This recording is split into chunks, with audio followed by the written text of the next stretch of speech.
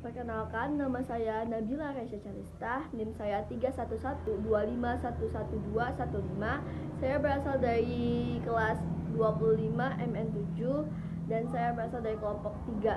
Saya akan menjelaskan dan mengerjakan tugas teori ekonomi dari Bapak Robert Tua Barasa. Izin Bapak. Assalamualaikum warahmatullahi wabarakatuh. Perkenalkan, nama saya Leha Indriana. Saya dari kelas 25 MN7 dengan NIM 31125111023. Mata kuliah Teori Ekonomi, Bapak Robert Tua Barasa. Perkenalkan, nama saya Rospandi, NIM 31125111143. Sekian, terima kasih. Perkenalkan, nama saya Salsa Mauliza.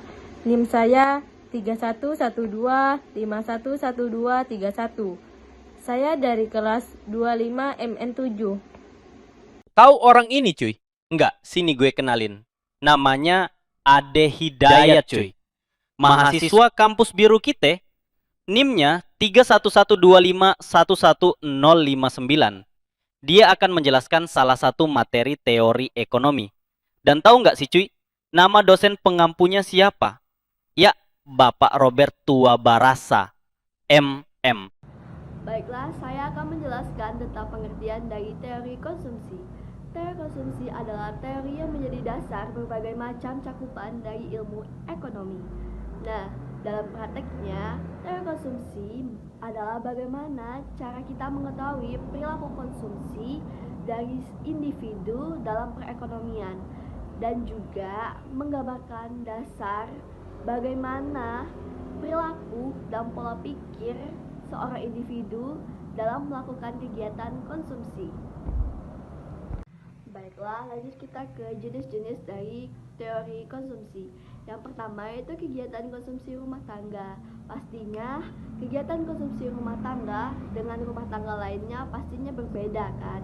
Nah, perbedaan tersebut diliputi oleh berbagai faktor, yaitu ada pendapatan, jumlah anggota keluarga, gaya hidup, latar belakang, dan lain-lainnya. Nah, perbedaan tersebut tuh yang membuat setiap rumah tangga itu harus mengatur pengeluaran serta pendapatan untuk menyesuaikan faktor-faktor tersebut. Lanjut, yang kedua ada kegiatan konsumsi perusahaan.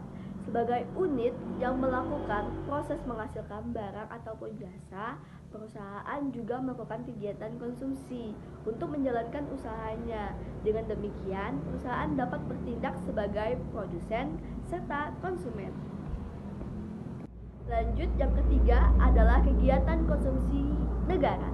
Negara juga berperan sebagai produsen serta konsumen. Tujuan dari konsumsi yang dilakukan oleh negara selalu berorientasi untuk melayani kebutuhan pemenuhan masyarakat.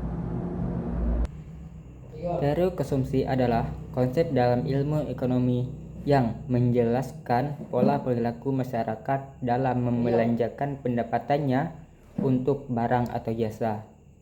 Ada beberapa teori-teori konsumsi yang penting. Yang pertama yaitu teori konsumsi klasik. Semakin tinggi pendapatan, maka semakin tinggi konsumsi. Tetapi tidak sebanding lurus, dikarenakan sebagian pendapatan untuk ditabung. Yang kedua ada hipotesis pendapatan permanen.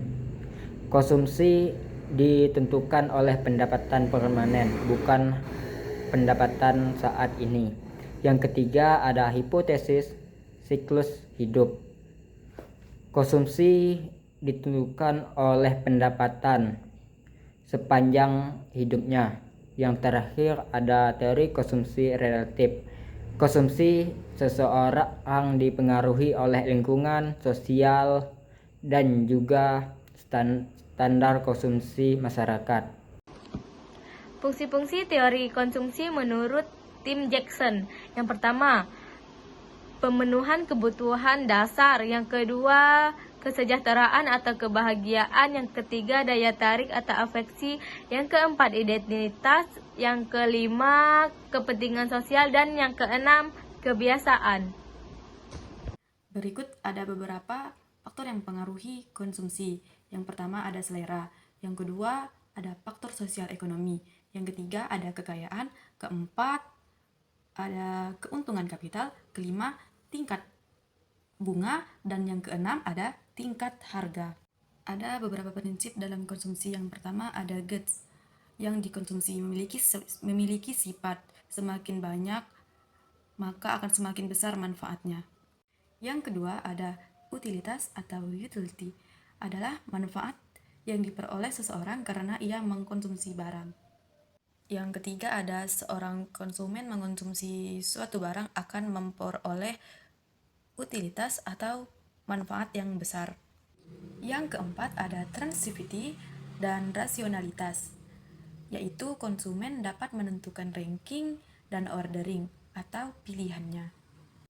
Dan yang kelima, konsumen mempunyai pengetahuan yang sempurna berkaitan dengan keputusan konsumsinya. Pada studi kasus teori konsumsi ini, saya akan memfokuskan pada penyelesaian masalah pada suatu macam barang, yaitu konsumsi air pada kemasan cup.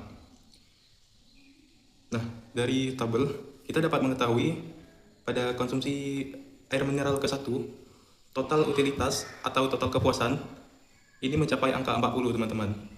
Kedua, pada konsumsi kedua mencapai angka 60, begitu terus sampai pada konsumsi kelima total utilitasnya mencapai angka 73, teman-teman.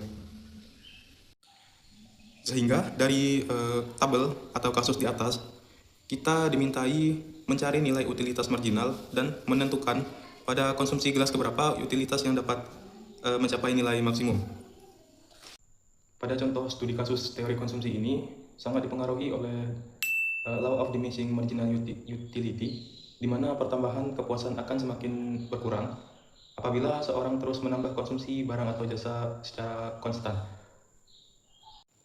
Kembali lagi pada kasus permasalahan, kita akan mencari nilai utilitas marginal atau MU. Nah, untuk mencari MU ini kita menggunakan rumus MU sama dengan delta TU dibagi delta Q atau delta kuantitas. Misalkan pada kolom 1 dan kolom kedua, delta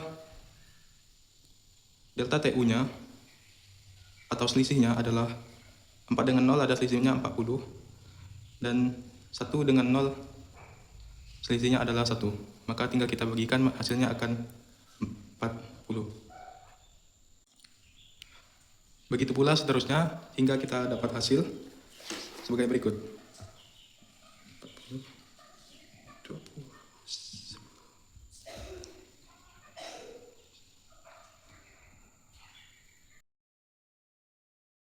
Setelah didapat nilai utilitas marginalnya, dapat disimpulkan cuy, bahwa seseorang akan terus mengkonsumsi suatu barang selama nilai utilitas marginalnya positif.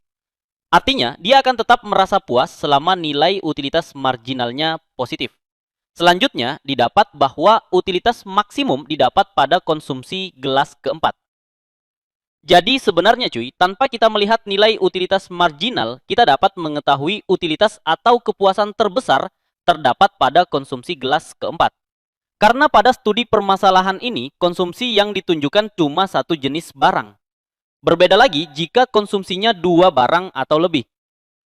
Cuma saya tidak bahas permasalahan tersebut cuy, karena fokus saya hanya pada kasus konsumsi satu jenis barang. Sehingga titik TU dan MU sejajar di mana nilai utilitas tertinggi yaitu 75 dan nilai marginal utilitas positif terkecilnya 5. Jadi ini adalah kondisi saat konsumen mendapat kepuasan konsumsi yang maksimum pada kasus konsumsi air mineral.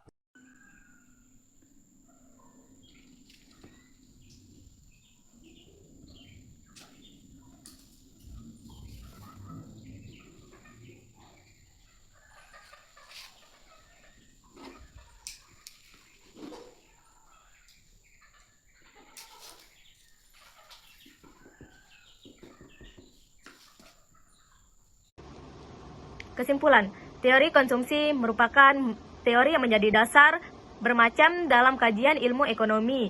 Dalam prakteknya, Teori konsumsi menjelaskan bagaimana perilaku seorang konsumsi individu dalam perekonomian.